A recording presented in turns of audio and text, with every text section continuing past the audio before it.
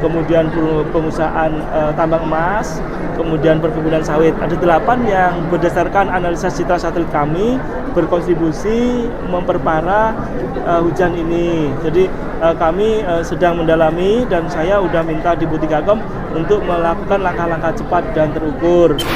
Ya, saya sudah data, ada beberapa PLTA, mikrohidro juga, yang kemudian sedang kita dalami kontribusinya seberapa besar ya, karena memang ada kegiatan yang kemudian melakukan perubahan bentang alamnya. Jadi semuanya sedang kita dalami, tapi kan kita belum bisa ke lapangan, sehingga hari Senin besok kami akan mulai memanggil pimpinan perusahaan untuk menghadirkan bukti-bukti untuk kami verifikasi sebagai data awal. Kami sambil menyiapkan data-data saintifik, kajian semua analisis. Saya sudah perintahkan Deputi Tata Lingkungan untuk mengkontak teman-teman universitas yang ada di Sumatera Utara, Sumatera Barat dan Aceh untuk segera melakukan kajian. Karena kita sudah ada PKS ya, bersama dengan para universitas untuk men-backup menteri pada saat kejadian seperti ini. Jadi berdasarkan kajian teman-teman universitas nanti akan melengkapi ini. Kemudian dari sisi persoalan lingkungan seperti apa. Kemudian kami juga sudah menyiapkan langkah-langkah hukum terkait dengan kondisi ini. Tentu semuanya harus dimulihkan, tetapi sebagaimana arahan Bapak Presiden, Pak Prabowo, semua sumber daya nasional diminta untuk segera menuntaskan penanganan banjir ini. Jadi langkah-langkah itu lebih awal, tapi kami tentu tidak boleh menunggu terlalu lama. Sambil itu dilakukan oleh teman-teman, kami dari sisi lingkungan harus kemudian mengkalibrasi persetujuan lingkungan yang hari ini ternyata tidak mampu menjawab kalibrasi dari alam dengan adanya siklon tropis lainnya tadi. Pak, yang soal persetujuan lingkungan itu, informasi awal itu siapa yang mengeluarkan, Pak?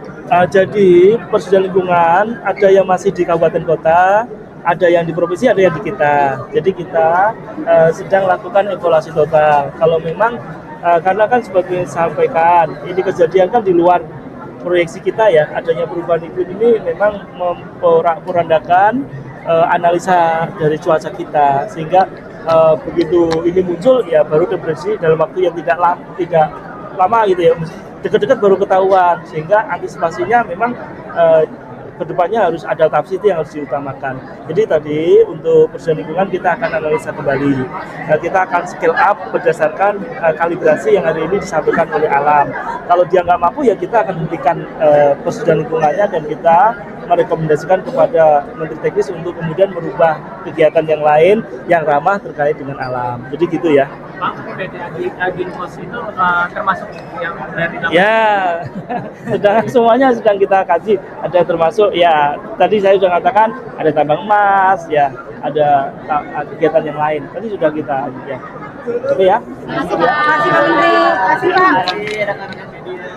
Kalau dari KLH sendiri itu melihatnya gimana Pak? Kan karena ada kritis soal daya dukung, daya tampung lingkungan di sana yang sudah tidak mumpuni Pak. Ya, jadi siklon tropis Senya ini memang belum pernah masuk di tempat kita, sehingga hujannya cukup sangat tinggi. Saya rasa di atas 330 mm ya jumlahnya dalam 2 hari, 24, 25, sehingga kemudian landscape-nya kita ternyata jauh dari kapasitas untuk itu. Mungkin dulu kita melihatnya curah hujan yang tidak terlalu besar. Nah sekarang curah hujan yang cukup besar ini ternyata tidak mampu kita tangani pada 3 provinsi. Jadi ini sedang kita kaji untuk Sumatera Utara, kemudian Aceh dan Sumatera Barat. Yang terbanyak korbannya adalah Sumatera Utara di das Batang Toru. Nah Batang Toru ini memang dasnya jadi kotanya Tapanuli Utara dan Tapanuli Tengah ini ada di sisi lereng lembahnya, kemudian dia curam gini, sehingga sementara di curamnya itu ada aktivitas. Saya mencatat ada 8 entitas di sana, mulai dari pengusaha hutan tanaman industri, kemudian pengusahaan tambang emas, kemudian perkebunan sawit. Ada 8 yang berdasarkan analisa citra satelit kami berkontribusi memperparah hujan ini. Jadi kami sedang mendalami dan saya udah minta di Butigakom untuk melakukan langkah-langkah cepat dan terukur. Jadi hari Senin akan segera dipanggil semua unit-unit yang berdasarkan kajian citra satelit, kan kita sudah ini nih bisa melihat semuanya bisa ya dari citra satelit, sehingga kita secara logis bisa memproyeksikan apa yang terjadi dengan kondisi itu pada saat hujan deras. Kemudian ini akan kita panggil, kemudian kita mintai mereka menjelaskan semua persoalannya, termasuk menghadirkan citra satelit resolusi sangat tinggi pada saat kejadian supaya bisa membuktikan ini kayu itu dari mana asalnya, sehingga sekian sebelum kejadian citra itu harus dibawa ke kita untuk kita rumuskan.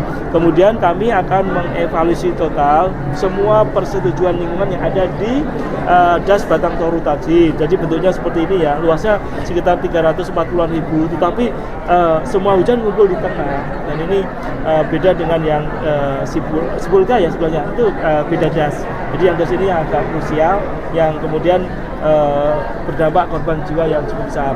Jadi ini kita sedang analisa, kemudian kita juga akan mereview semua persetujuan di situ. Jadi kita akan menggunakan kondisi siklon tropis ini sebagai baseline dari curah hujan. Artinya semua kajian lingkungan harus di atas itu kemampuannya. Kalau tidak di atas itu, kami akan segera merevisi persetujuan lingkungannya atau menghentikan kegiatan. Kami juga berdasarkan hasil verifikasi awal, seandainya hari Minggu sudah dapat data-data, maka kami akan mengambil langkah-langkah yang diperlukan, apakah penghentian kegiatan dan seterusnya, karena ini memang sudah terjadi bencana. Ini kan memang harus ada yang tanggung jawab ya terkait dengan bencana ini. Bukan berarti kita tidak sedang berbelasungkawa, kita sangat berduka. Kita termasuk kami sangat menyesal tidak mampu memberitahu hal ini lebih lanjut kepada pemerintah daerah sehingga menimbulkan korban jiwa. Ini juga ketidakmampuan kita mendeteksi potensi bencana yang terjadi akibat perubahan iklim ini. Kalau tidak ada perubahan iklim mungkin ini nggak akan terjadi. Tetapi kita tidak pernah membayangkan bagaimana siklon itu bisa sampai ke kita. Ini kan di luar dugaan dan kemampuan landscape kita, sehingga menimbulkan banyak bencana yang hari ini Bapak Presiden sendiri langsung melakukan kunjungan ke lapangan. Saya insya Allah hari Kamis segera menyusul untuk melihat detail kasusnya, karena tugasnya Menteri Lingkungan Hidup tentu pertama mengupayakan langkah-langkah adaptasi yang sesuai dengan lingkungan, kemudian melakukan langkah-langkah mitigasi dan menjamin atau mengupayakan kejadian ini tidak boleh terjadi lagi. Kita juga bayangkan mulai dari Tapanuli Utara, Tapanuli Tengah, kemudian ada sedikit Tapanuli Selatan, kemudian ada Sibulga, yang ada di di Sumatera Utara, pembangunan ekonomi yang demikian sedang pesatnya dihancur leburkan. Jadi angka ini kan terkompensasi ya atas ketidakhati-hatian kita, termasuk ya saya sendirilah untuk lingkungan hidup tidak bisa mengcapture semua permasalahan di tanah air ini, sehingga tentu ini menjadi pelajaran besar kita untuk tidak boleh terulang kembali. Sehingga kita harus mengambil langkah-langkah yang benar-benar harus memang mampu menjamin kejadian ini tidak terulang kembali, karena ini landscape-nya unik gitu. Kalau kita nggak tangani sekarang, kapanpun pada saat hujan deras itu akan muncul lagi. Sehingga kita harus lakukan langkah-langkah dengan detail terkait dengan kapasitas daya dukung daya tampung yang sudah disampaikan itu, kemudian kita manifestasikan di dalam bentuk persetujuan lingkungan. Jadi itu langkah-langkah yang diambil LH untuk 3 provinsi tersebut. Ini pasukan kami sedang di lapangan. Kebetulan waktu itu kejadian teman-teman sedang melakukan penilaian pengelolaan sampah untuk penanganan Adipura. Ini baru sebagian yang bisa keluar, sebagian masih ketahan. Tapi alhamdulillah semua bisa terkomunikasi. Kemarin hampir 3 hari kami nggak tahu di mana tapi sekarang sudah bisa diteleponan. Sebagian sudah kita tarik keluar dengan bantuan teman-teman Satgas yang ada di Provinsi Sumatera Utara, Aceh maupun di Sumatera Barat. Jadi gitu ya.